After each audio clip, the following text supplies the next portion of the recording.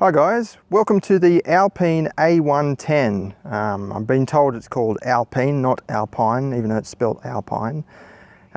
This is basically a retro remake of a iconic sports car, or even supercar you could call it, from the early 60s that was built through until 1977.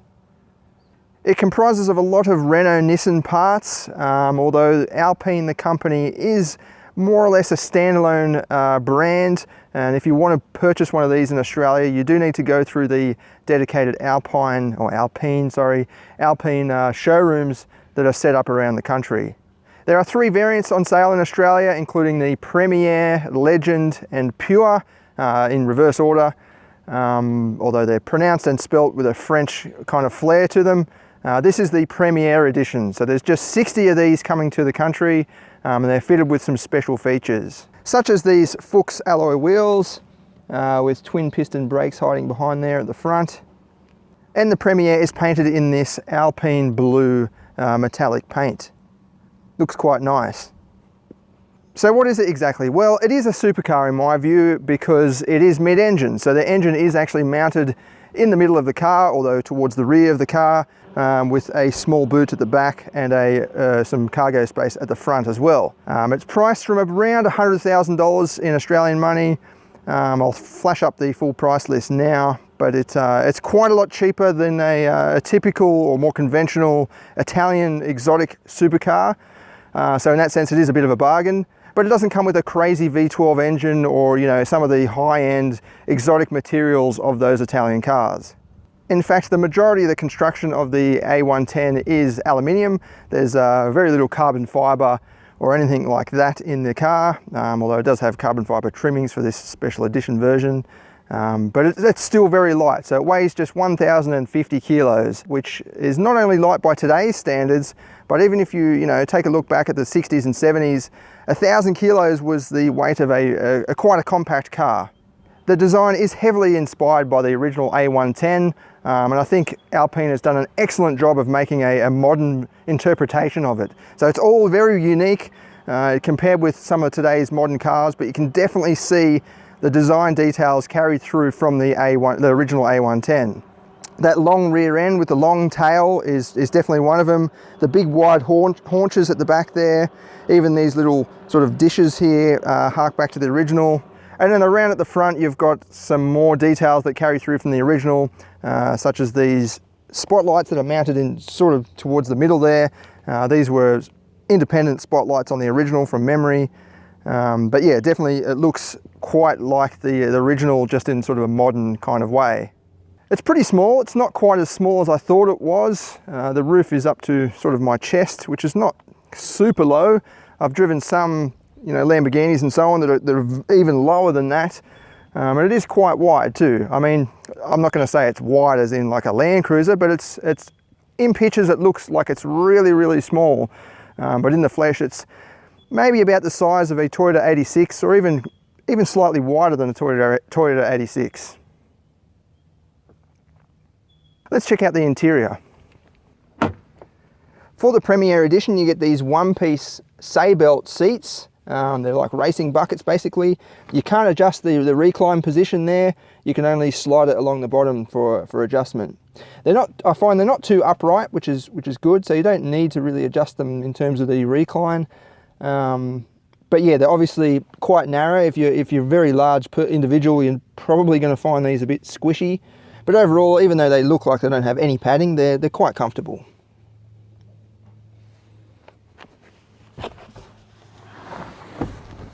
And then once you're in, you've got a bit of room, a bit of freedom to move your arms and so on. And the headroom's not too bad. I'm about 170 centimeters, and my head is not near the ceiling at all, really. I've got about, 5 or 6 inches there actually, before my head's going to be touching that. For the Premier Edition, you get these carbon fiber trimmings around the air vents there and on top of the instrument cluster, and some more carbon fiber for the little key holder or phone holder that you've got there, and some more carbon fiber around the center console. Speaking of which, I'm not a huge fan of this. It does look really cool. It looks very futuristic and modern, but it sort of takes away a bit of the space, because underneath you've got this little trough where you can put some things, but it's like your phone or even a little bag or something. But to get to it, you sort of got to awkwardly reach around to grab anything. Like even through there's no room to put your hand really.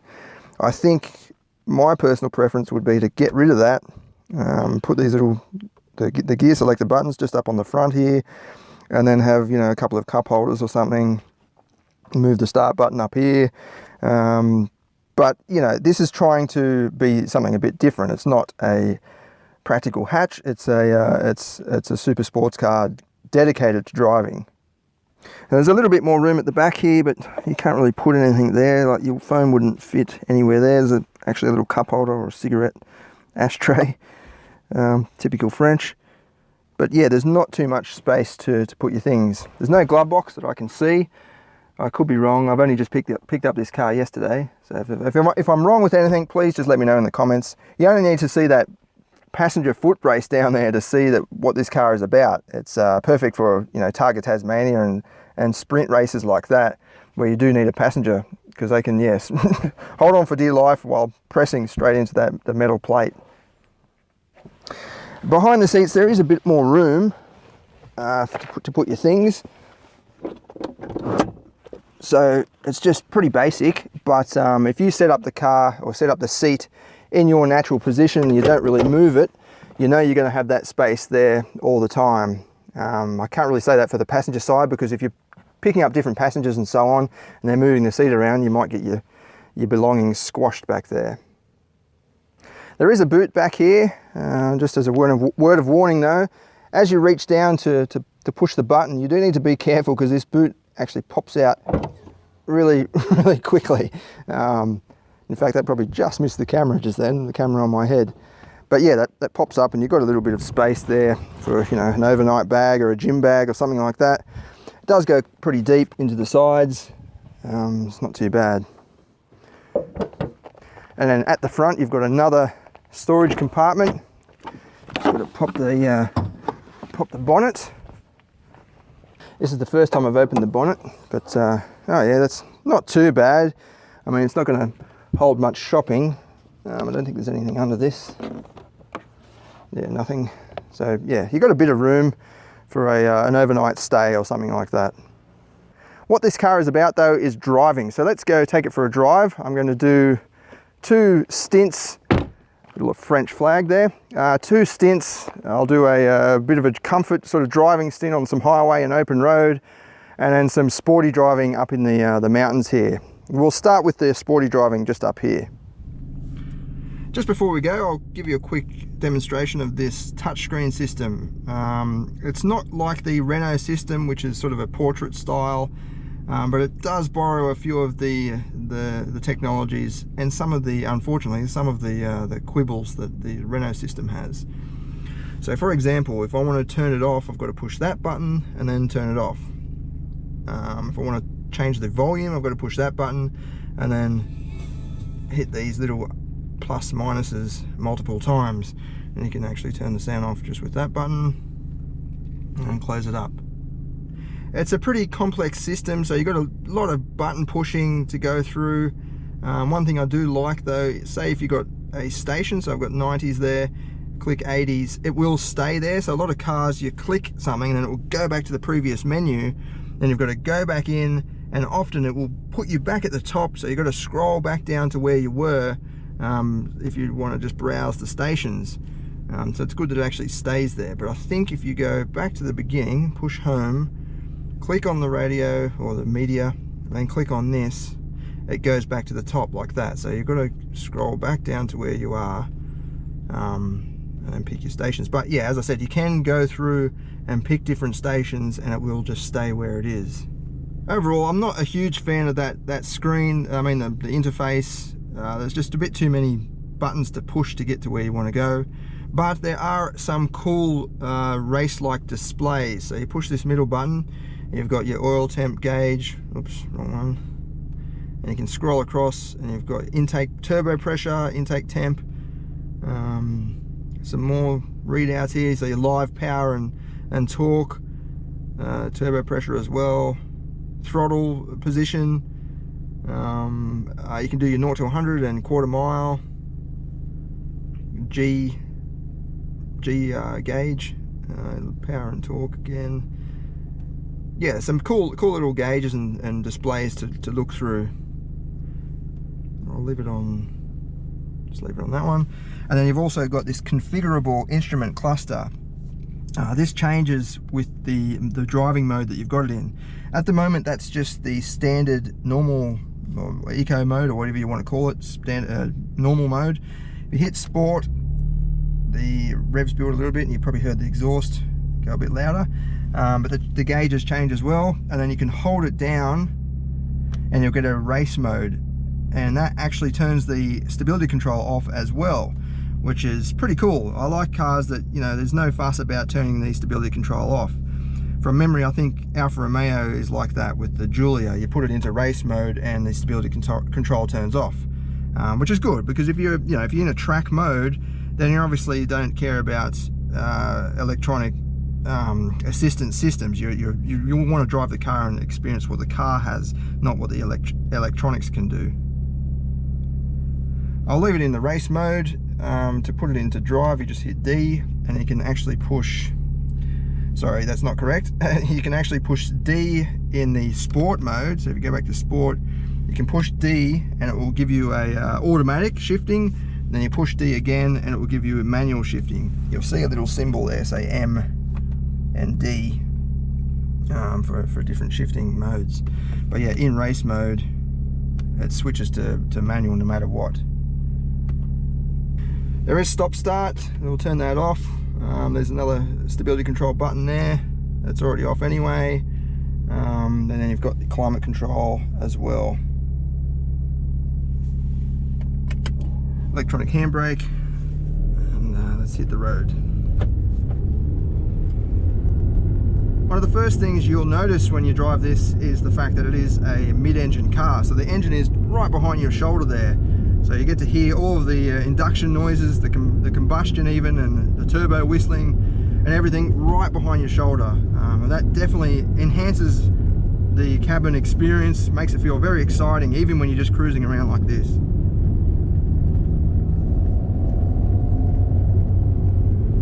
As a normal car, I'll just put it into sport mode. Actually, it can change gear by itself. Actually, we'll try it in normal mode. It quietens down a bit. It is a pretty practical car. Like, anybody could drive this. It's not like a super exotic hyper car that you have to, need your racing license and a degree in electrical engineering just to understand how everything works. This is just a practical car, and anybody could drive it. In saying that, visibility is quite good out the front, but it is limited when you look through the rear. There's a tiny little rear windscreen there. I'll try and set it up so you can see through that. It's just a very thin window. I mean, it is good that it is there so you can see if there are cars behind you, but in terms of blind spots, they are quite blind. I'll just show you in a second when I get around this corner so I don't crash off the side of the road. But yeah, if you look through the back there, it's quite chunky and you can't really see what's behind you. A good thing about driving a very low slung car like this though is when you do look through the back, often cars are quite tall compared with this car anyway. So you do see them if there is a car there. It's just sometimes a bit uneasy if you're not sure if there's a car through the back there in your blind spot. Put it back into race mode and we'll see how it goes.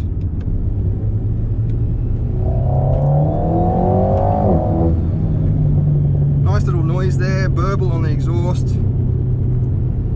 What you're hearing is a 1.8 litre Renault turbocharged 4-cylinder engine. I think I'm right in saying that it is a sort of detuned Megane RS engine. It produces 185 kilowatts and 320 newton meters in this, whereas in the new Megane it produces 205 kilowatts and 390 newton meters. But you don't need to complain about the power output because, as I said, this is very, very light. So the power to weight ratio is awesome.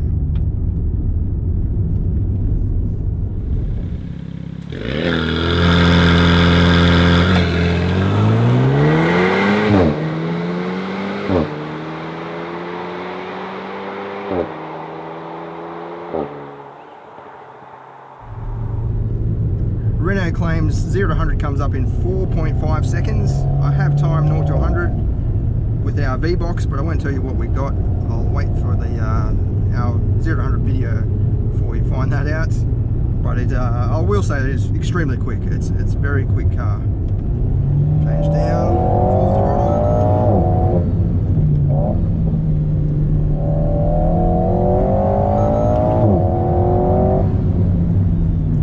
As you can see, there is like a shift light system that lets you know when to change gear. Blipping on the downshifts.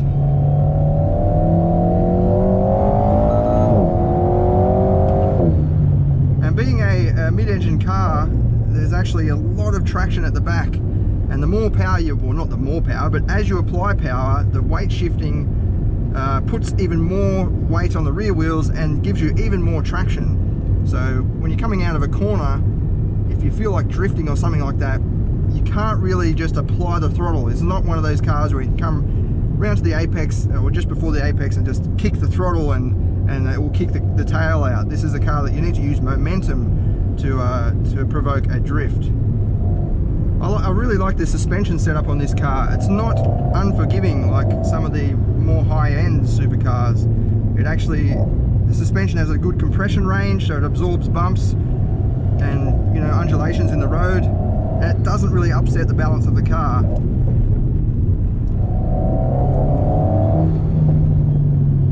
Being mid-engine, there is no weight over the front apart from whatever fuel you've got in the tank. So the front end does bob around a bit up and down, but as far as I can tell so far, it doesn't really unweight the front tyres to the point where you're losing feel or grip or anything like that. It does stay quite committed despite bobbing around a little bit.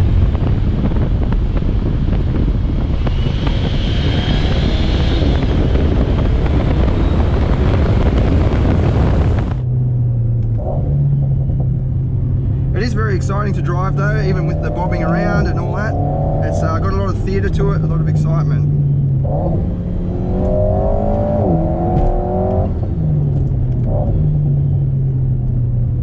And on that note, it is quite playful and interactive. Lots of front end grip there. Even though I had the power down a little bit, unweighting the front end, there's still plenty of traction. It's extremely agile. It really just points around exactly where you want it to go. But I'm not going to say it's too touchy either. It's quite nice, the steering. It feels very mechanical, very connected to the front wheels.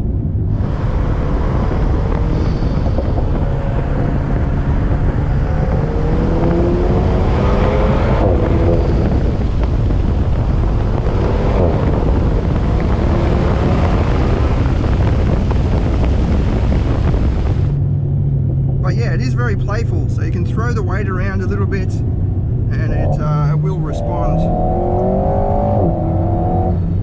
If you want more traction on the front end, even though, as I said, there doesn't seem to be any understeer that I can feel, you just back off the accelerator and even apply the brakes a little bit. I'm left foot braking at the moment, so I can very quickly shift the weight from the rear to the front, jump straight on the front, and it will give me the more traction on the front end.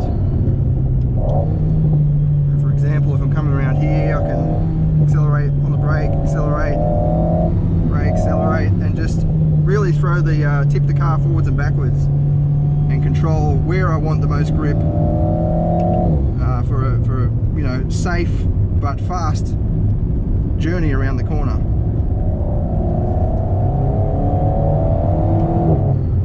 Not sure if you can hear that, but you can hear the turbo whistling and coughing and sneezing as you're backing off the accelerator, which is pretty cool.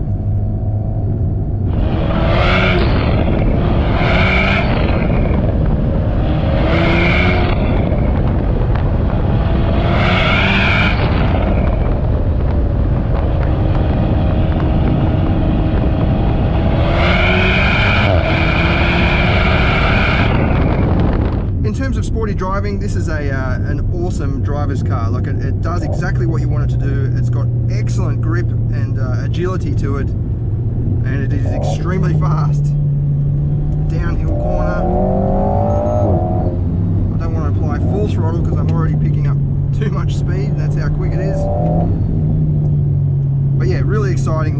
fun to drive. I do have it in the normal mode now, and the ride is not too bad. This is a pretty poor quality road. There's lots of little dips and ripples in it, and it's not too bad. There is a bit of a rattle in the door trim there that I can hear, but yeah, mostly it's pretty quiet, and you could use it as a grand touring car. In the normal mode, the transmission is changing gear by itself, and it goes up to the 7th gear, the top gear, pretty quickly for a fuel economy, obviously. But it's not too sluggish, or you know, it doesn't lag too much. You can still put your foot down, and it will pick up pretty quickly. Fuel economy so far, I've only just picked it up yesterday. I've done a lot of performance testing and performance driving, and it's saying 10.5, which is not excellent, but considering how I've been driving, it's not too bad. I think that would come down pretty easily with a lot of just normal conservative driving. I'll put it back onto that boost gauge. I'm not sure if you can see it from that view, but I think it was maxing out at about 1.1 bar, which I think is, well, 1 bar is 14.7 or 6 psi, so it's about 20 psi, which is not bad. Got some twisty bits coming up. I'll just put it into race mode again. That puts it into manual automatically.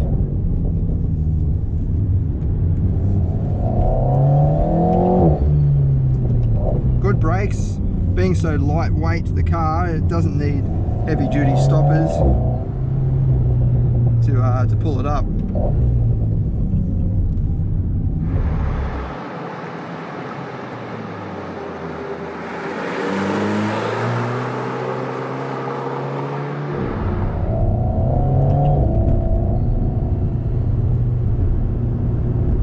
But yeah, it's good to be able to rely on excellent brakes.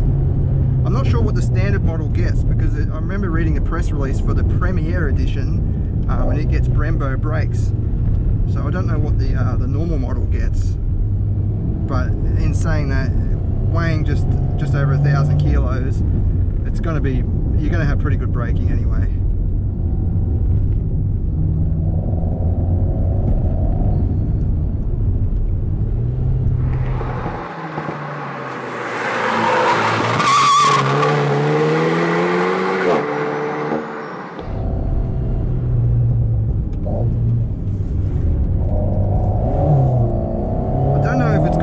Slip diff, but it doesn't spin away inside wheel spin too much. It actually grips on really well.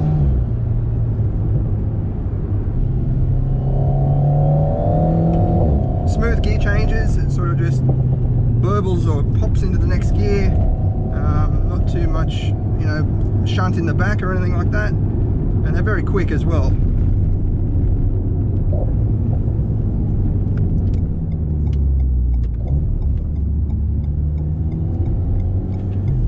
Back into the town, you can put it back into normal mode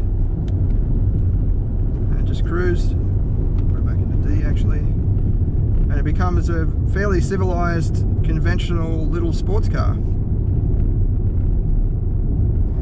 I think it's great when companies revive classic and iconic models, especially when it's done well.